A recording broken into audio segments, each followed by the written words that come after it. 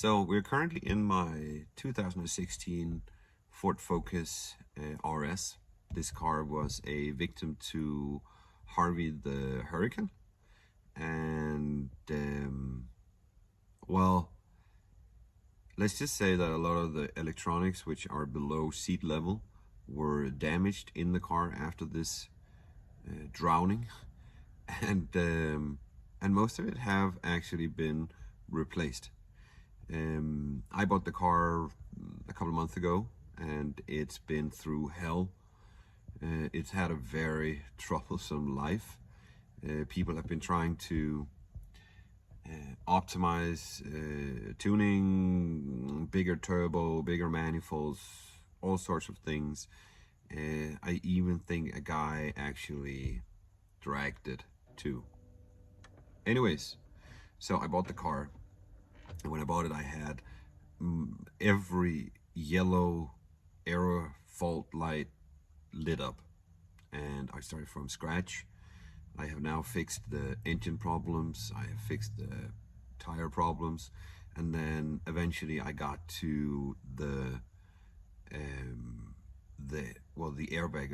Well, it's a combination of modules that are linked into the restraint control module, which controls the airbags, the side airbags, and everything safety-wise on the Focus. And I did all my testing in regards of everything with connectors and wires, sensors, and eventually I figured out that it wasn't my sensors, it was the control module, the body control module, also called the BCM. The BCM control module is linked to every module in the car. It is linked to ABS module, all-wheel drive module, door modules, airbag modules, sensors, and so forth. It's kind of a central communication module. Anyways, my module were corroded. Of course, the guy who restored the car after it being drowned in the Hurricane Harvey didn't replace the module, which is kind of weird because it's the most obvious thing, and the thing most likely to over time die due to the fact it was filled in water, with water. So I went to Ford and to get a new body control module. It's not that expensive. I think I got a pretty good deal at $350. So I didn't really want to bother with trying to find one used. And then I was told, or I read on Google, that it should be possible to use ForSCAN to do the configuration of the module. But I spend actually quite a few hours researching and looking through forums and threads and everything, and I didn't find anything conclusive. Eventually I figured it out myself.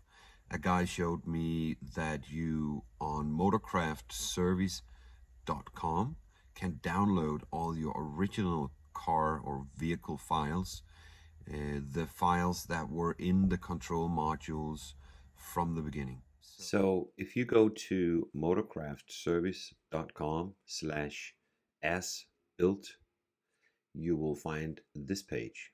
And on this page, you have, well, Ford offers you to actually download the original files from all of your modules. So reaching this page, you would put in your VIN number, then do the verification with the 3 letters down here, and then hit the submit button. When you do that, you will see a page similar to this one, and here you will be able to download the file, and the file being all the modules in your car, all the as-built data, which means that it was the data that came off of the car from the factory. So I figured out how to actually download that and then use ForSCAN. And I think I'm going to switch over to my laptop now. Before I do so, I'm just going to disconnect this guy. So ForSCAN requires a OBD reader.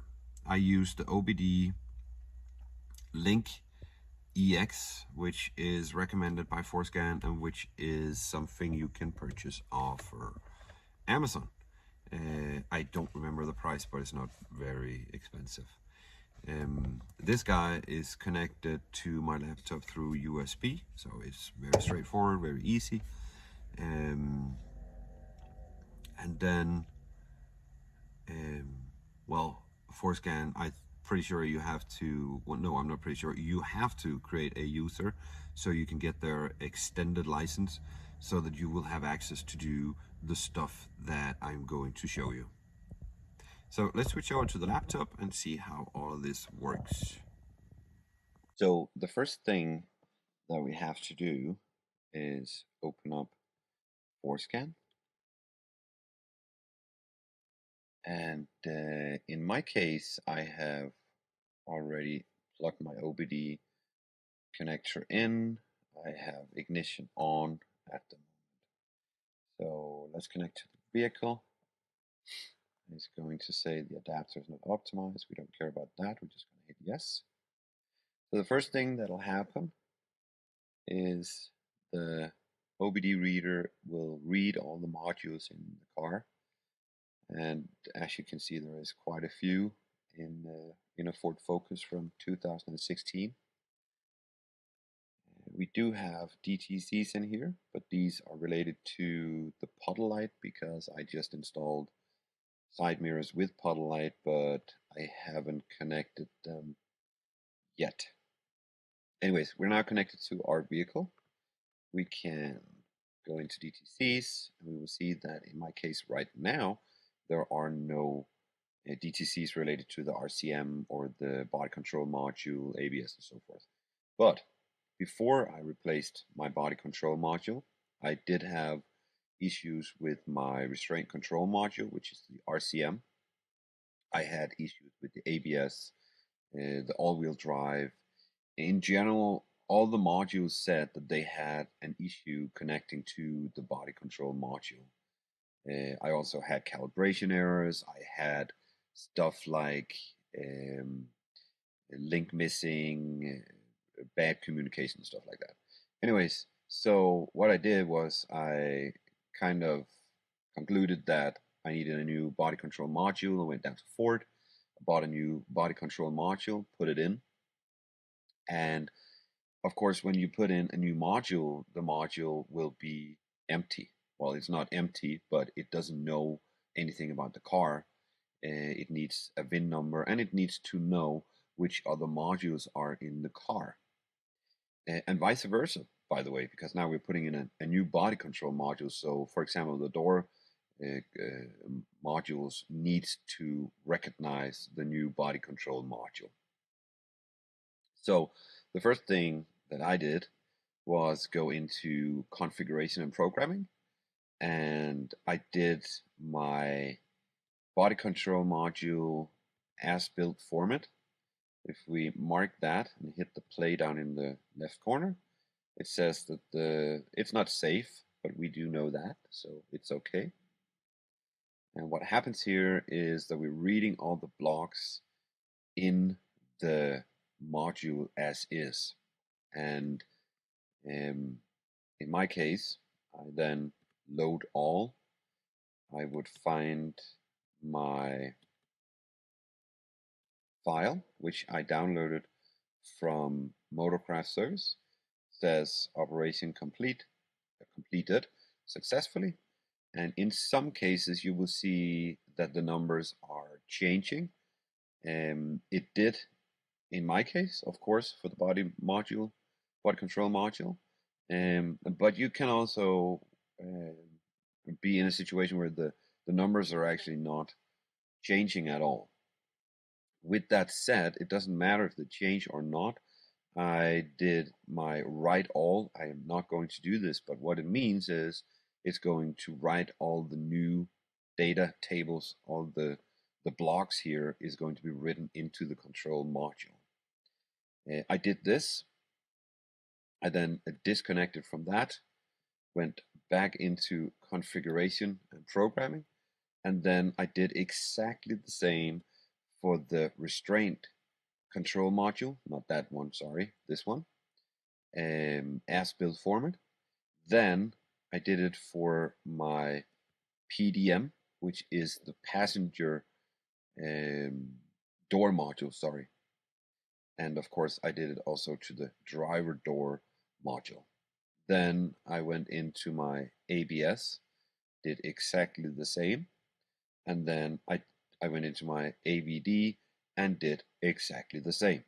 So what I did was I replaced all the blocks, all the numbers in the blocks with what the car originally was built as. Okay, so let's just assume that all of the modules now are talking together. They are presumably happy.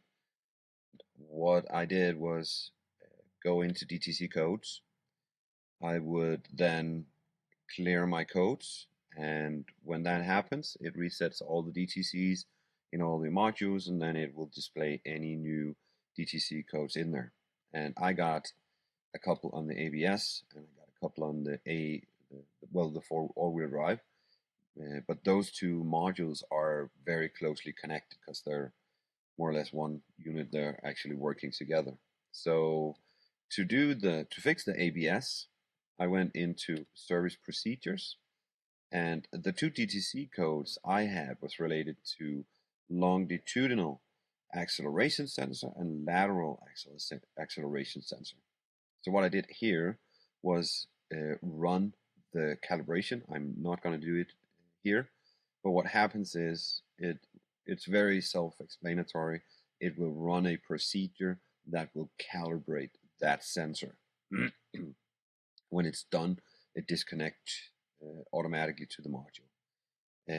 When you're done with the first one, you do the lateral acceleration sensor, same procedure, and when it's done, it'll disconnect.